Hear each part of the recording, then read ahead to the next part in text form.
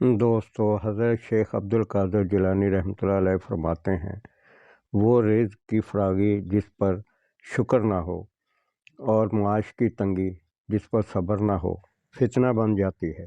تو دوستو، جب اللہ رب العالمین انسان کو عطا کرتا ہے اپنی نعمتوں سے، تو وہ دنیا کی دولت کی فراوانی، دنیا میں بہت سے مالدار گزرے ہیں، اور پھر یہ دیکھنا یہ ہوتا ہے کہ اس کی ترقی کے پیچھے کیا چیز ہے، کون سا راستہ ہے، سیدھا راستہ ہے یا غلط راستہ ہے۔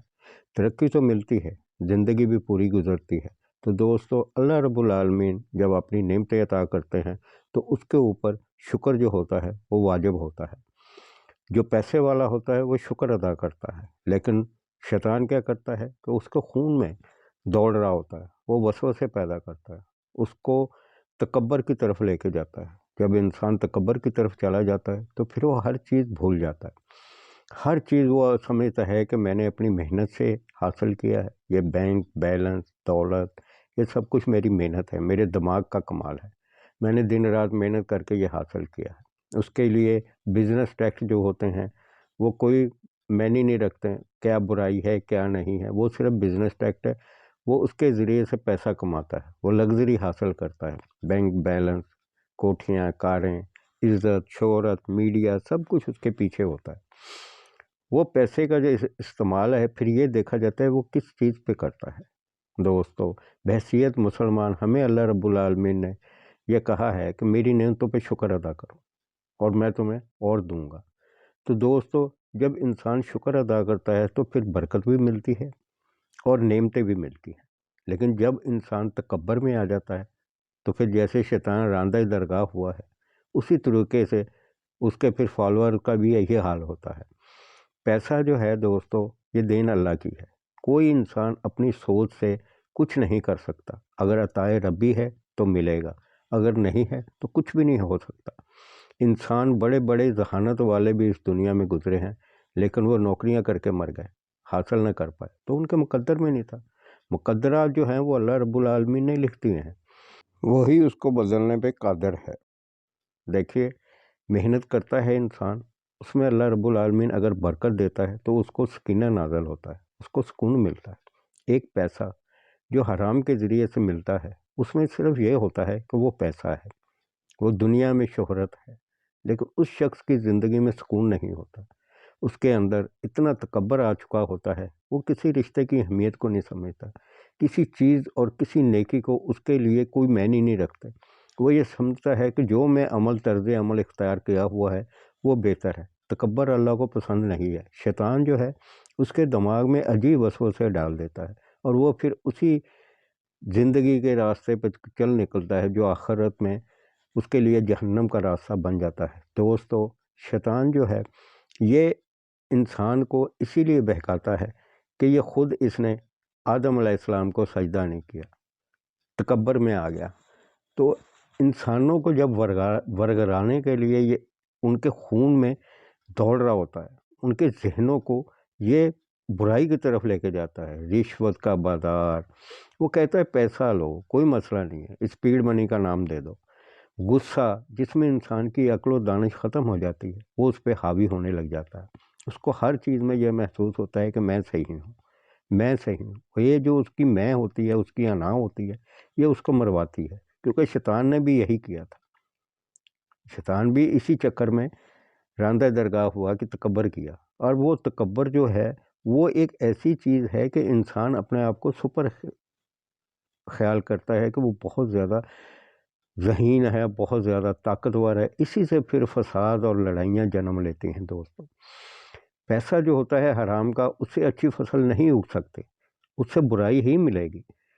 حلال رزق جو ہوتا ہے وہ اطمینان دیتا ہے، اس کے رزق میں اللہ رب العالمین نے انسان کے لیے فلاح رکھی ہوتی ہے، اس کے اندر پھر یہ پیسہ جو ہے یہ اور حسد پیدا کرتا ہے، وہ دیکھتا ہے کہ اس کے پاس مجھ سے زیادہ پیسہ ہے تو وہ سازشوں میں لگ جاتا ہے، اس کو صرف یہ ہوتی ہے کہ میں نے آگے جانا ہے، یہ میرا ہے سب کچھ، کسی اور کا اس پہ کوئی حق نہیں ہے، وہ جبر کی طرف جاتا ہے، وہ تشدد کی طرف جاتا ہے۔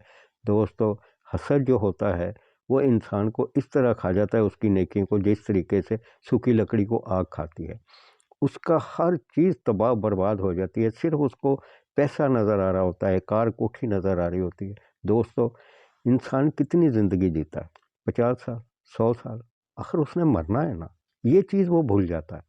جب موت کا وقت آتا ہے پھر وہ کہتا ہے کہ کاش میں نے کوئی صحیح کام کیے ہوتے۔ وہ کاش والا وقت جو ہے دوستو، اس آنے سے پہلے توبہ کر لو۔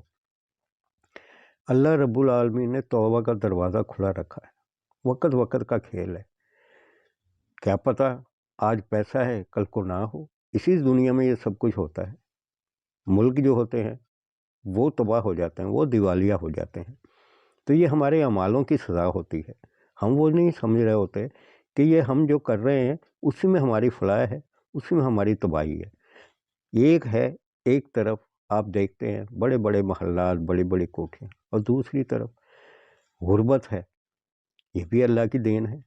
اب غریب جو ہے اس کو اللہ نے اگر صبر کی توفیق دی ہے تو وہ صبر کرے نا دوستو۔ اللہ رب العالمین قرآن پاک میں فرماتے ہیں کہ میں صبر کرنے والوں کے ساتھ ہوں، تو جس کے ساتھ اللہ رب العالمین ہوتے ہیں اس کو پریشانی نہیں ہوتی۔